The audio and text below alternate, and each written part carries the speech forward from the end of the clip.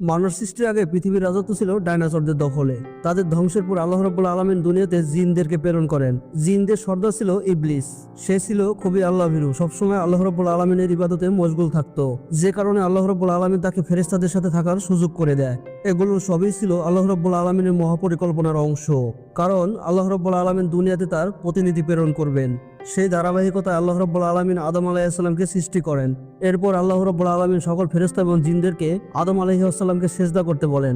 একমাত্র ইবলিস ছাড়া আদম আলাইহিস সালামকে সবাই সেজদা করে। ফলে আল্লাহ রাব্বুল আলামিন ইবলিসকে অভিশপ্ত করেন। সেই সময় ইবলিস আল্লাহ রাব্বুল আলামিনের কাছে কিয়ামত পর্যন্ত হায়াত চান এবং বলেন, আমি তাদেরকে অবশ্যই বিভ্রান্তি করব যাদের কারণে আমি অভিশপ্ত হলাম।